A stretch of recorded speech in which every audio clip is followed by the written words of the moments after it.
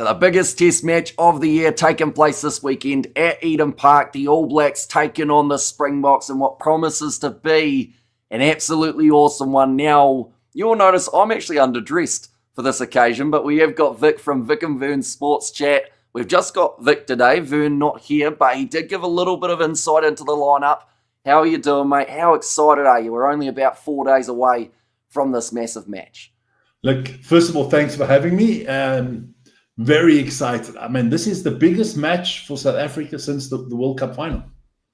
This is the biggest match, and we are really looking forward to this. Positively nervous, okay. I would say. I put it that way. Put it nicely. Always positive. Me, in any case, very positive person, but a little bit nervous at what you'd call squeaky bum time. I don't know where we are at the moment. I don't know exactly where we are. We weren't convincing against Australia, and it is Eden Park. You haven't lost this since 1994, where you lost to the French. I mean, 31 years is a long time not to lose at a place. And I am young enough not to remember that test match, as I don't even think I was thought of at the stage of that match taking place.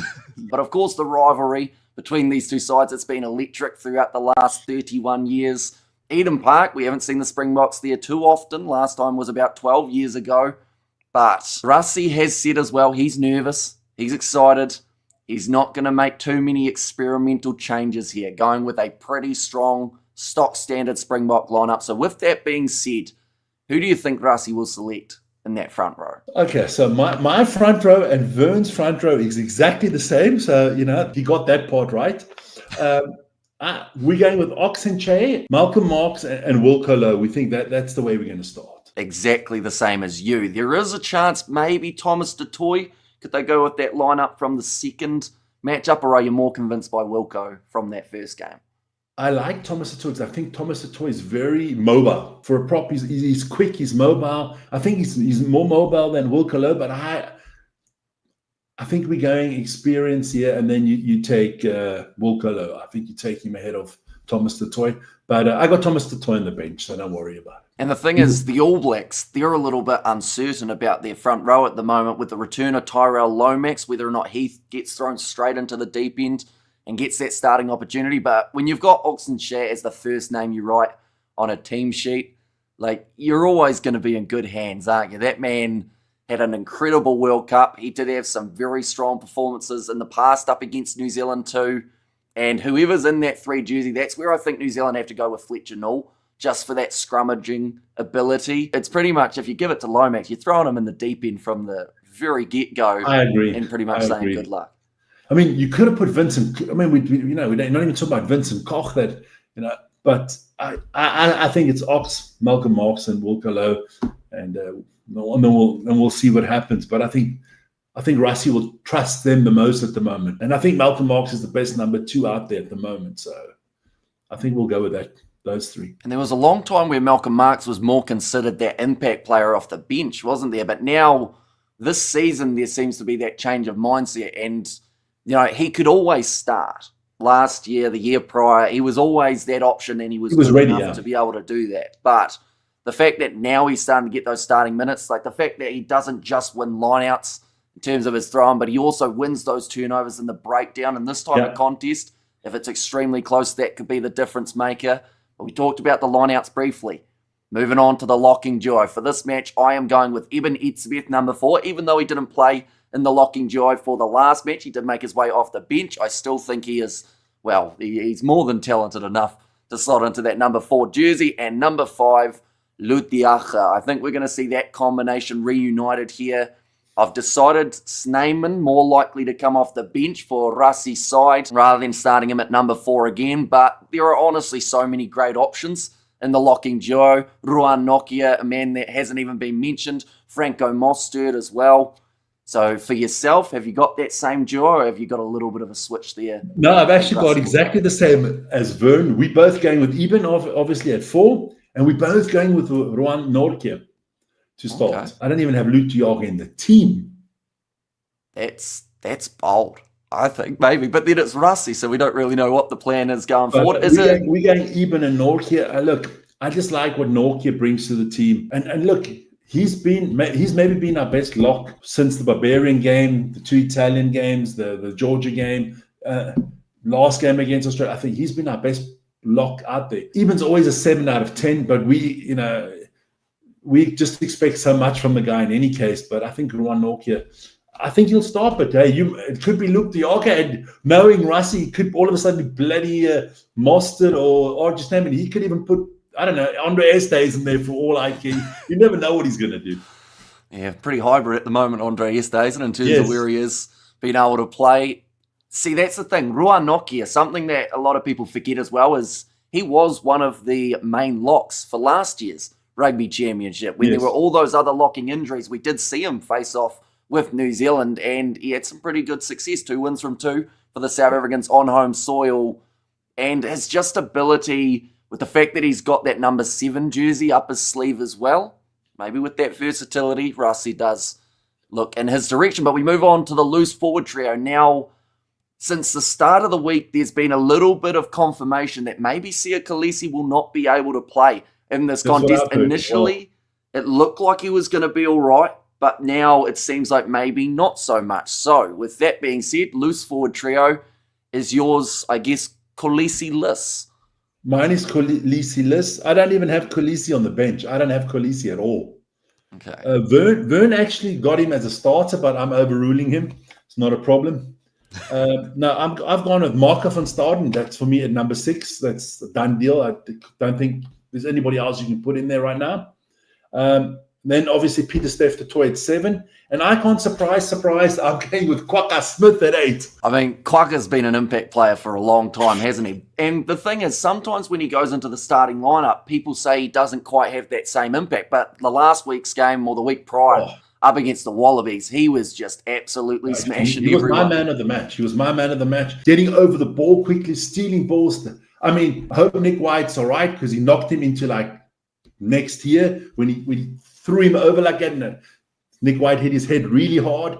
But I mean, he just looked awesome last week, and I like him. And I always say he has the nicest nose in the world, man.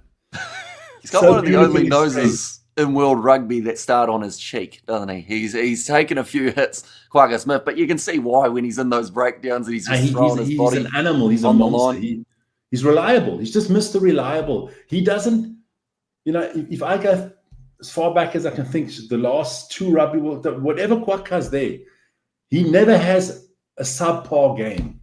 Yeah. He's constant. You're always going to get a 7 out of 10 or 8 out of 10 from Kwagga Smith. And it doesn't matter where you play him. You play him 8, you play him 7, you play him 6. He's always constant, and that's what I like about him. I don't like players that are one game world class and next game average. I like 7s all the time, maybe an 8. If everybody gives me that, I'm happy. And that's Kwagga for me. Maybe it's that 7's background of Kwagga Smith. Very versatile in that regard as well. Question quickly. Had Jesper Visser not gotten himself suspended, do you believe he would have been starting this game with Kwagga off the bench?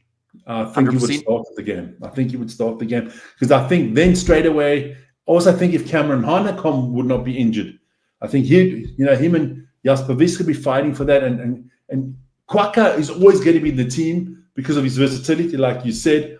Either he starts, and if it comes off the bench, he can just help you in so many ways. But Jesper Visser, look, not the cleanest rugby player on the planet, let's be honest. Yeah, he collects the suspensions a little bit too often, I would have to say. But the thing is, when he's out there, you just know that he's going to be solid for the Boks. Last year, when he wasn't suspended, he was one of the standout players in the loose forward trio. And he seems to push Peter Steph du Toit as well, doesn't he, in terms of those physical collisions? And I think the opposition fear this guy. Because I think he brings a brutal physicality to the game. I think he sometimes tries to be Bucky's Buerta light, but he's tough cookie, man. He's a tough cookie. But I mean, look, you guys are, in New Zealand, you're also blessed in those positions. Let's be honest. Ardie Savia more than likely. Well, that's the thing. He's going to go 7. He's going to go 8. Well, he was packing down on the back of the scrum last week, but he was playing number 7. So it seems like Razor kind of wanted him to be a 7.5 and have him halfway in between, depending on the situation. But Yeah, I do think that Tupovai will be the 6 for New Zealand. Okay. I don't see them moving him back into the locking duo this late, unless, of course, they want to chuck Satiti into the mix as well, or Simon Parker into that number 6 jersey. Sama Penifino up against Southland, I don't think did enough to really prove why he should be starting for the ABs. But I should quickly mention Maka van Staden, he is who I have gone as the number 6. He's very good in the breakdowns. My slight concern with him is his discipline. Gave away 3 penalties in the last match up against the Australians. I kind of brushed upon it in another video. With how close it's going to be, do you think Van Staden at all is a bit of a risk, or is it's a risk reward that Rassie will be willing to take having him in that 6 jersey? Like I mentioned before, that has always been a Springbok problem for years, discipline. Let's put it down this way. We can be right mongrels sometimes. They're not the cleanest rugby nation in the world. We know that. We'll never admit it, but we got some, But and why did we win the last Rugby World Cups? Because we didn't have as many penalties. If the Springboks can keep away from the penalties, have discipline, then they've always got a great chance of winning. But yeah, Markov, look, I think if Siya Kolisi was 100% fit and in his top form, which I don't think he's ever going to get anymore. I think we're seeing the downhill part of Sia's game right now. If Siya was 100%, I think he would actually start at 6. Oh, okay. Rather than that number 8? Yeah, rather than the number 8. Because I think that is his position. That's always been his major position at 6. But I don't want to sit here on Saturday, come lunchtime, our time on Saturday, and Mark started gave away 3 penalties and my favorite kicker there, Mackenzie or one of the Barretts, whatever, kicked the crap out of the game and we lost. That would annoy me, but now I would still go with Markovson. I don't think at the moment we have a better option. And that probably is the perfect transition to the 19 combination, because you mentioned about slotting kicks over. There's a certain man who has ice in his veins in that number 10 jersey for the Boks, or there is Rassie's X-factor player per se, when he's getting it right. So for myself, number 9, I'm going Grant Williams, and I do think that Rassie will as well. For me, since coming back from that injury, he has been first pick the whole way. Like, no one else has really been that close to him. Morne van den Berg, don't get me wrong, that man did all right throughout the times that he was given the chance at number 9. In fact, he probably did a lot better than all right, but because of how Grant Williams has gone, it has kind of overshadowed that. I do know that Morne van den Berg has a bit of an injury here too, so more than likely we aren't going to even see him at Eden Park. Faf de Klerk in the team maybe could get a run at Eden Park because of that experience, but no matter what, I do think that Grant Williams will be the guy that Rassie does select. Number 10, this one, the more that I think about it, the more it becomes a bit more of a 50-50, because this is Rassie Erasmus that we're talking about. We're not talking about Scott Robertson, who isn't willing to make a change if he needs to. Andre Pollard is, I believe, the best option here, and I have one particular reason, and it comes down to the All Black selection. Caleb Clark's not available for this matchup, which does mean if you want to go for up and unders after up and unders, Cheslin Colby's going to have a field day out on the wing, because we have seen nothing from Rico Ioane that shows any sort of ability under the high ball since he has moved to that wing. Same almost can be said about Severis. New Zealand knocking the ball on almost constantly up against Argentina, trying to take that high ball. Even Will Jordan was making mistakes, and he's normally the more safe option. But I think that the way that South Africa played up against Australia in the second test match is almost classic Boks style, but boy was it effective when it came to that up and under game. For me, got to be Williams, not Williams. And look, I don't care if he comes from the bench. I don't care if he starts. As long as Andre Pollard's in the team, my nerves are settled. Because if he comes off the bench, it means he's going to be in there for the last 25 minutes, around that. And that's when the games normally get decided. Because that man has really got ice in his veins. When I think the more the pressure gets onto him, and the bigger the stages, the better he gets. I think he sometimes against lesser opposition, like when you play the Barbarians or the Italians, he takes it too easy. But when he sees those guys in black there with that silver fern on there, I think then he's nailed on. He's nailed on. If he doesn't start, Andre Pollard, I've got him starting. If he doesn't start, I actually want to see Marnie Lebok start. I don't want to see Sasha Feinberg start. I'll be comfortable with Marnie starting and Pollard coming off the bench.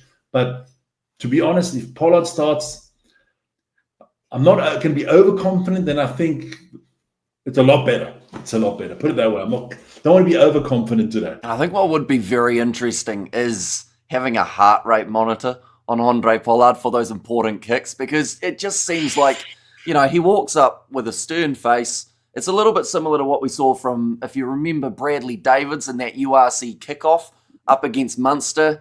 How the youngster just walked up, no emotion, just sat there and went, okay, I'll just slot this over from 40 metres, and then just looked like he was going off home. Like, he didn't care in that scenario whether or not the pressure was at its highest. And I feel like at Eden Park, a term that sometimes gets thrown around a little bit is a cauldron. You're in that pressure cooker, and Andre Pollard, he can handle it. I was about to say, if there's anyone you want to put in a pressure cooker, it's him, but that sounds like a little bit of cannibalism, isn't it? Yeah, or something like that. Yeah.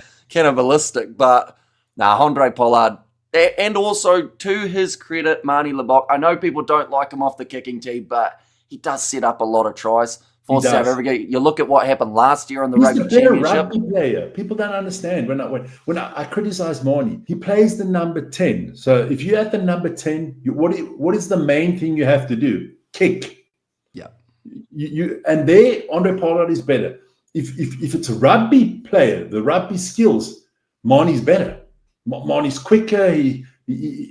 Those cross-field kicks are fantastic. Everything like that. But you're talking about having a monitor on you for your heart.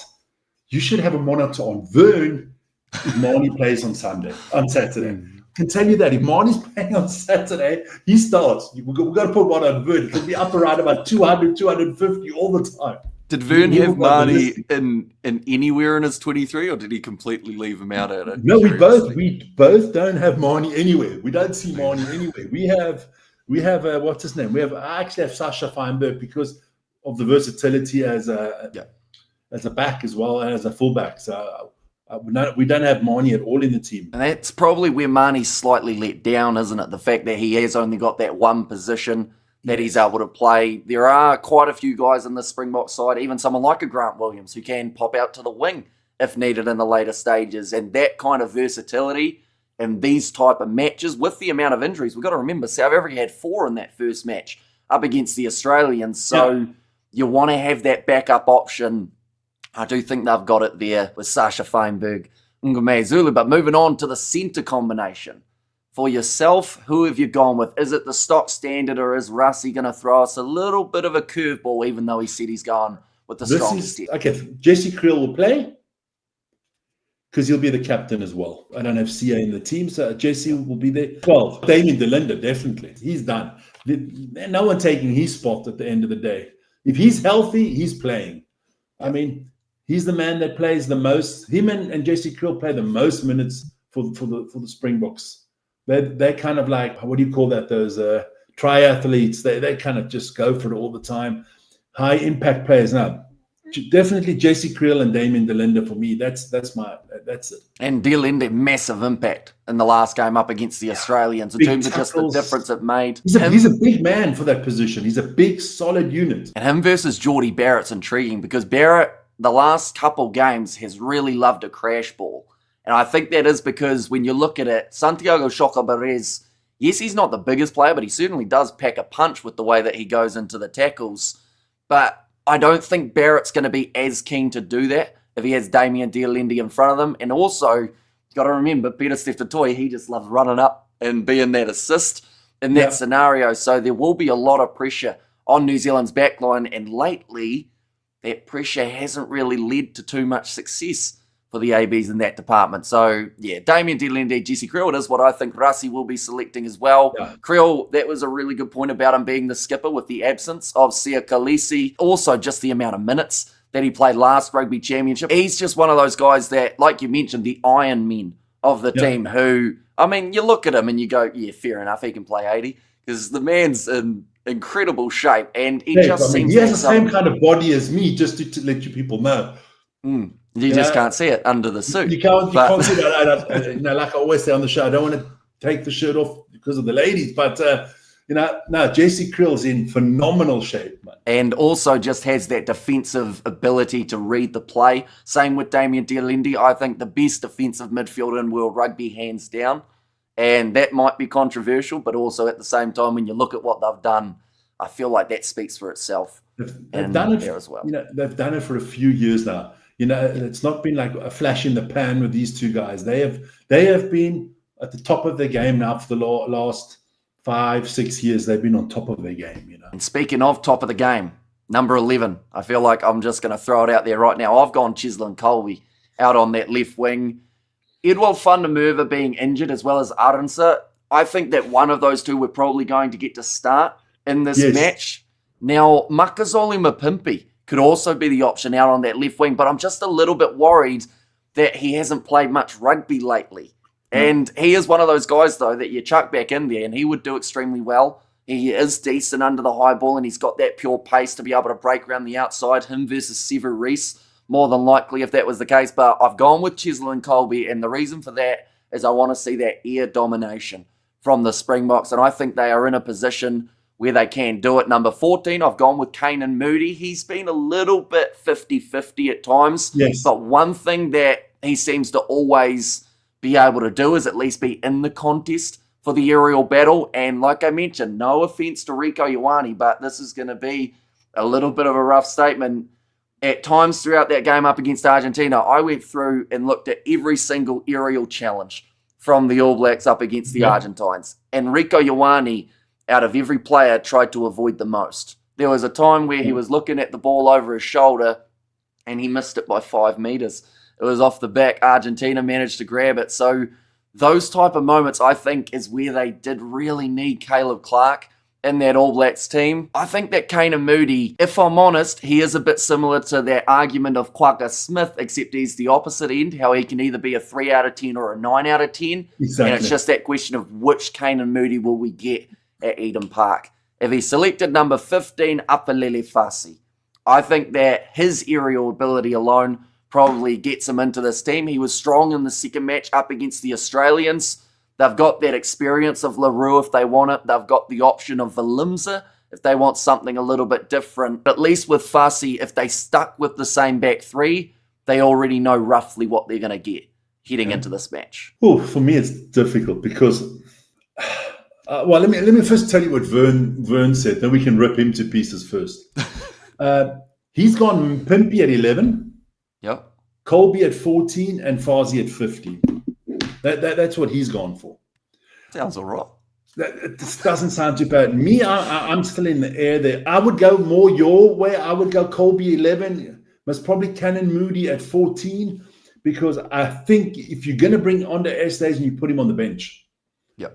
Because that gives you that option also to change the split. 6-2, you can go 6-2. You can go 5-3 with him. He does a lot. And look, I went out on a limb about a year ago. I said that Canan Moodie would be within 5 years rugby player of the world within 5 years. He'd get nominated because I think he's that good. Lately, my prediction doesn't look good because he hasn't been that great of late. But I would also go Kolbe 11, Canan Moodie at 14. It always the problem what I see with Canan Moodie is he's not always defensively disciplined. But Canan Moodie is very good on the up and unders as well. He's quick, he can jump high. He's not afraid to go out for those balls. And then I'm going with a big surprise. Wern had Fasi at 15, and I've just thrown Damien Willemse in there.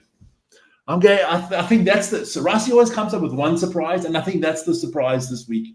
I think it's going to be Damien Willemse.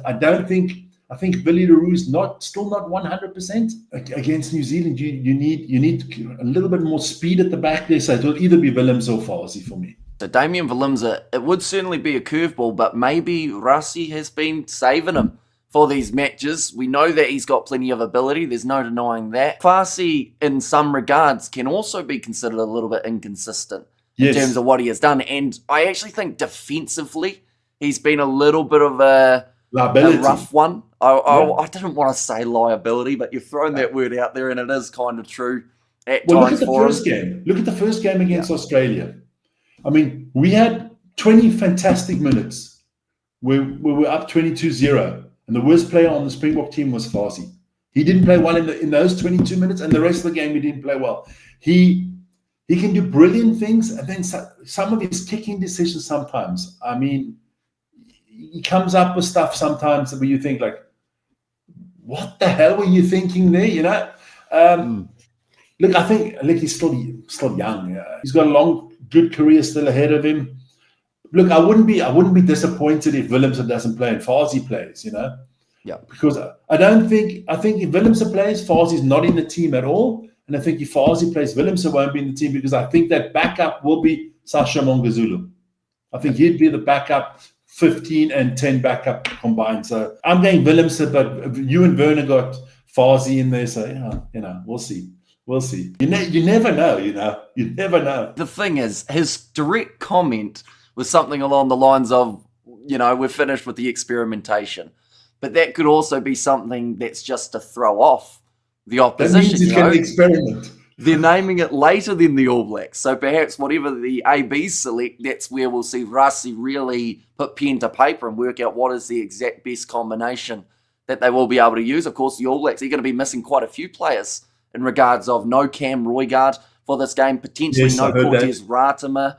There's no Caleb Clark, no Luke Jacobson, I see is also another player who will be missing. So there are guys that perhaps Rassi may look at and go, this is a weak link of the New Zealand team. Where does Jordan play for you guys? I want to know that. And where do you think he should play? I think he's the best number 15 you have, for me. At the moment, the only argument people have is that Ruben Love should be given a chance at 15, but I do still think that Will Jordan, last week up against the Argentines, that was an exception. Because at the end of the day, you look at his try-scoring record, you look at what he's able to do, had a brilliant assist in the first match up against the Argentines. He will be stronger than what he was in that last contest. And I still think that the way that he can control a game from 15 could be incredibly important in a matchup like this. Partners well with Bowden Barrett. But sometimes when he's out on the wing, we just don't see him enough, is the one big argument I have. Out on that right wing, depending on who's trying to feed him the ball. He plays his club rugby at 15 normally, right? Correct, yeah. Yeah, I don't think there's been a time that he's been 14 for the Crusaders, at least not in the last He plays while. At 15 there. I think that's his best. I believe it's his best position. And that's a position where he scares me the most. I'm totally happy if you put him out on 14. Totally. Because, who will play 15 for you? You're going to put McKenzie in there at the beginning? It could be an option. I know that McKenzie's been used as that little bit of an impact player, but, I don't know. That's the tricky part at the moment. The All Blacks at times have made so little changes that now if they were to do anything drastic, it could actually come back to bite them. So they are almost stuck with, that same backline. Rieko Ioane out on the left wing, centres of Barrett and Proctor, and then Reece out on the right with Jordan slotting in at 15. What you're basically telling me now is that your coach is not the bravest coach in the world. He may not be as brave as people first thought, is I will say the comment there. I think that Ian Foster got a lot of stick for the selections that he made, yet we are now seeing those same Ian Foster selections with Scott Robertson. Because Wern said something controversial about a week ago on one of our DEFCON rugby shows. He said, if South Africa win both games in New Zealand, your coach is fired. Oh, no, I don't know if New Zealand Rugby have the money to be able to start is that a problem? Firing people. Well, he's locked until 2027, so I think it would certainly be, I think he'd be fired by the public, if that makes sense. Like they would start giving him the Ian Foster treatment a little bit more. But at the same time, up till now, Razor hasn't had the worst record ever. He started off with a little bit of a rough one, losing to Argentina, losing the 2 games up against the South Africans, but, winning most of those games up north. It's a hard job being a coach. And definitely when the players are the ones who are making those silly mistakes. Like the All Blacks, I think their discipline has been the one big thing that has hurt them so badly throughout the Razor era. The fact that they got 3 yellow cards in the game up against Argentina, even in the winning effort, they got themselves 2. Long may it continue.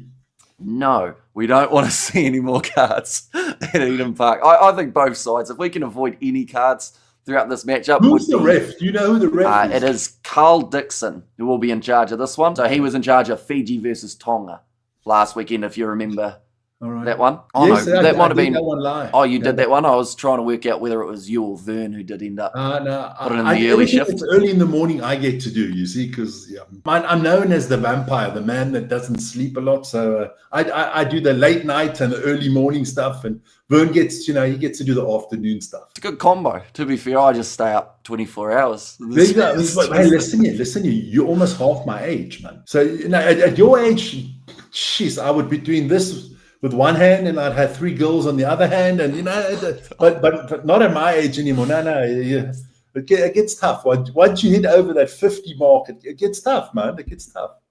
I was a bit curious where that other hand was going there for a second, but moving on. I'm not going to get your channel into trouble. Don't worry. But moving on to the bench now.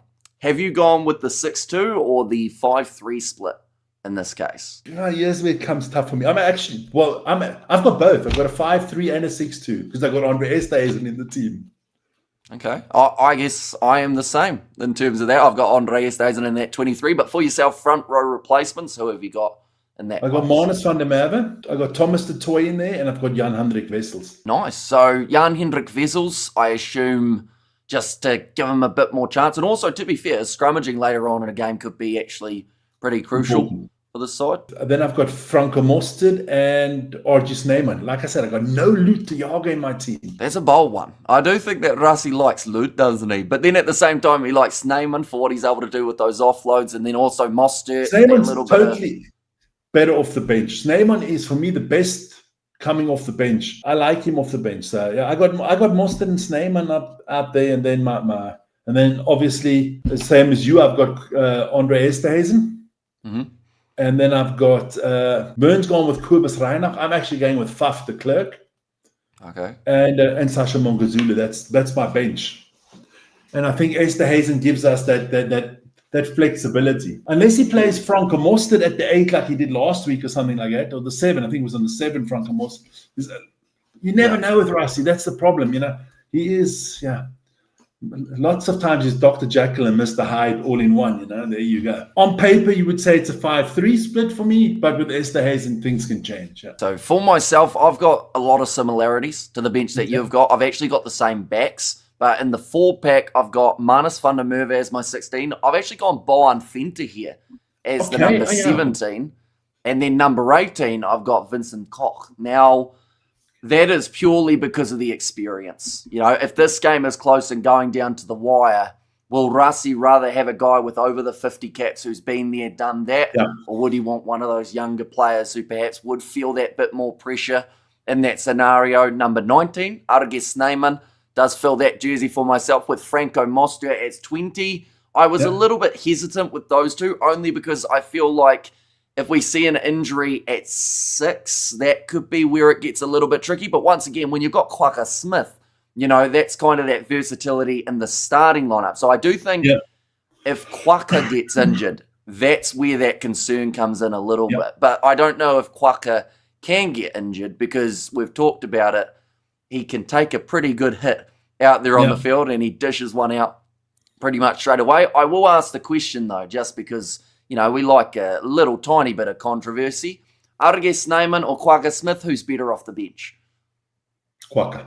Thought you might say that. Yeah, Quaka, he's just always been good, hasn't he? Arges Snyman, I'll be honest. I love RG, but Quaka one of the most unlucky players, hasn't he been? Arges Snyman throughout the time in terms of injuries and everything, but Quaka's built different in that number 20 jersey. He is. Like I always say, if tomorrow war breaks out and you want somebody in the trenches with you want Quaka with you in the trenches. I mean, he's just stable. He's just stable. But now, the controversy for me is I don't have Luto Jager in the team, and you have no Roan Nortje anywhere. That's true. And it's nothing personal against Roan Nortje. My slight reasoning isn't off form.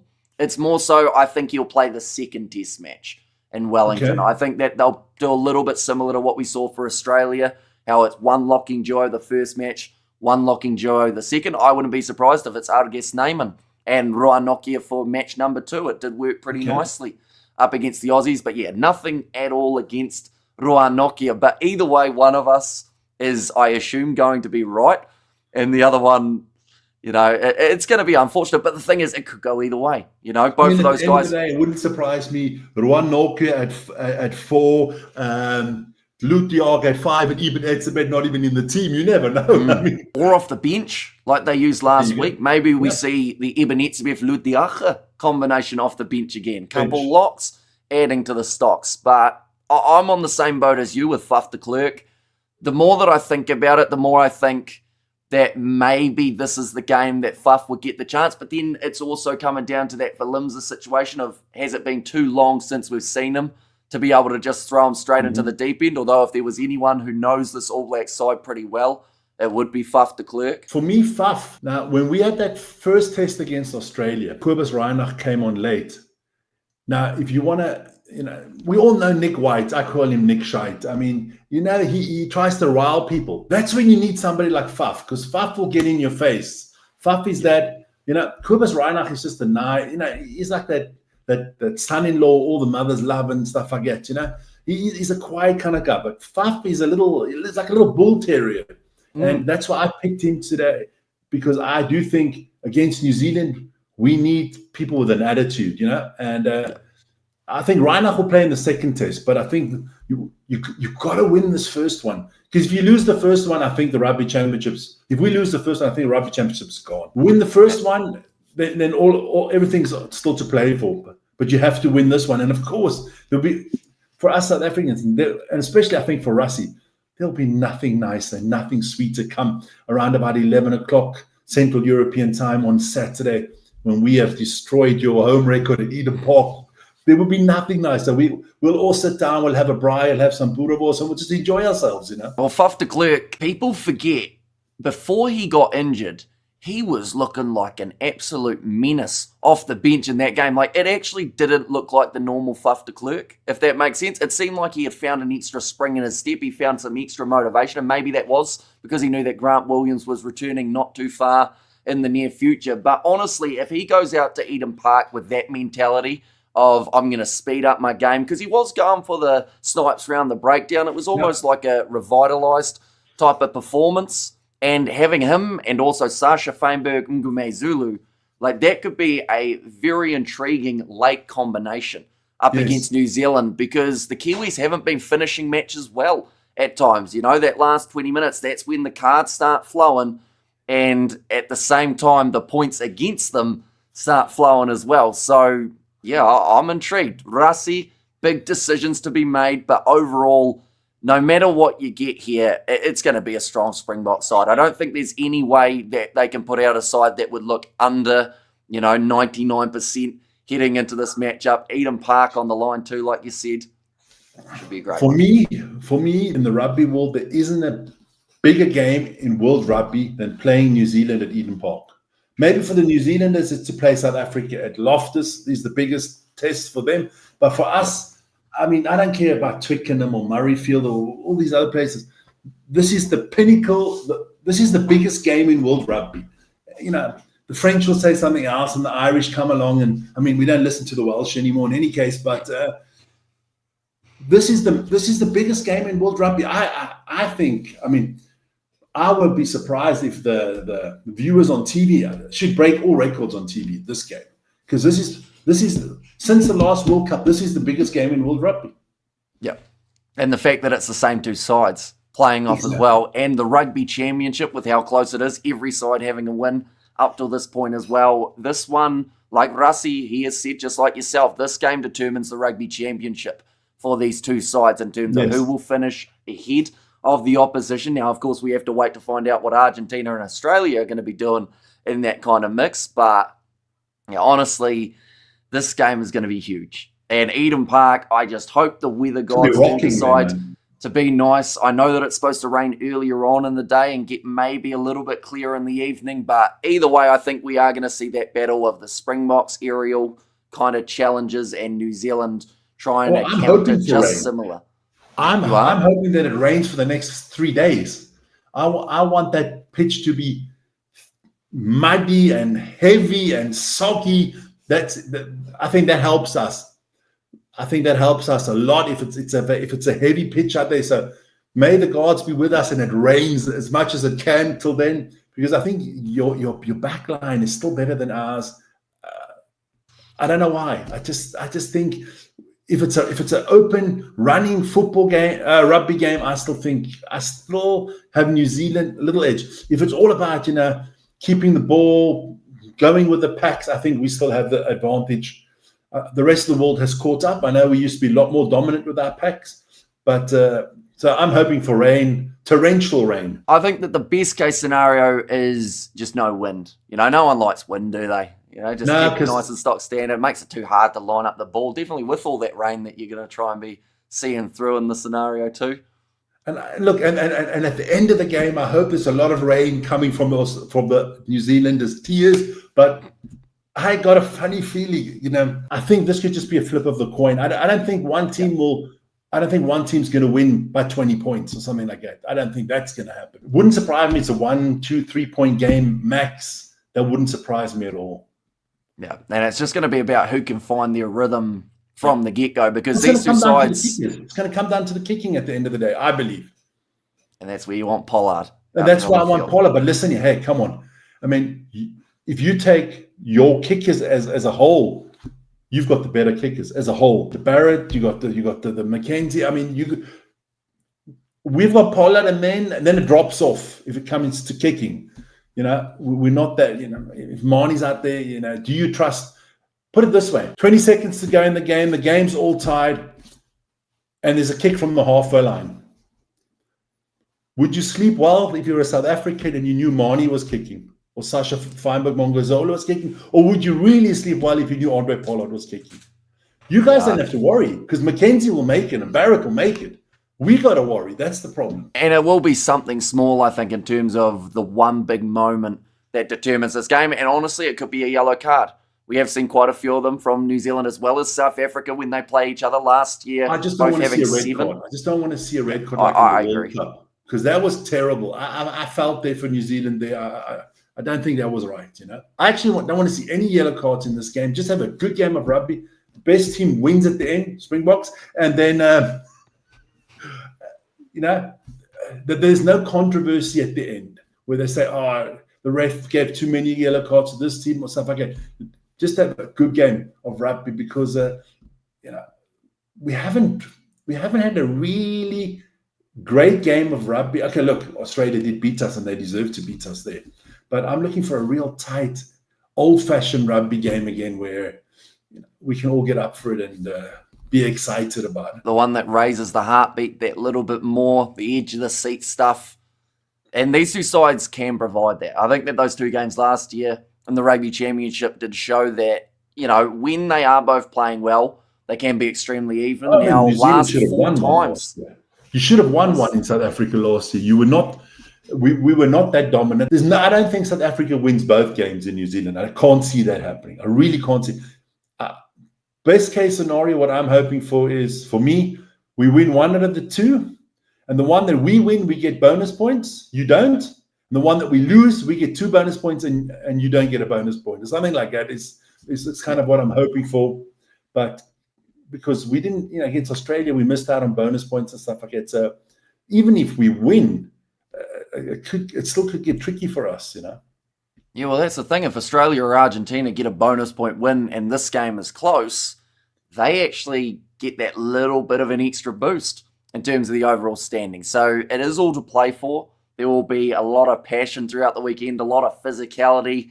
And then the thing is, they have to go out there and do it again the next week in Wellington. So no matter what, we've got plenty of awesome rugby coming up in the near future. But nonetheless, that is our lineup prediction for what Rassie Erasmus will be selecting. Now, this lineup will be announced on Thursday. I believe it's going to be an 8 a.m. Thursday announcement for you guys in South Africa. And of course, as soon as it is announced, we will be letting you know on the channel. Electric game coming up this weekend. Both sides up for it, and it should be an absolutely outstanding way to get the Rugby Championship back underway. But nonetheless, thank you very much, Vik and Wern. Well, just Vic in this scenario for popping on the channel. Of course, be sure to check out theirs. They do a morning show when it comes to all things sports. They've got a rugby recon kind of live stream / podcast type of setup where they talk all things rugby. So be sure, of course, to check them out as well. But any final words before this Eden Park Test match? Although I think we'll end up talking beforehand anyway. Listen, yeah, I wish New Zealand's all the best, but let us win. And at the end of the day, let's just have good rugby. And I'm going to enjoy the banter, whichever way this one goes. And the banter, it will be heavy. There will be a lot of it throughout the next week or so, I would think. But then the thing is, once again, they have to do it again the next week. So there's either going to be one very happy team in 2 weeks' time, or there's going to be a lot more questions and a huge amount of anticipation for the next time that the two sides face off, if it is 1-1. But thank you all very much for watching, and we will see you all for the next one.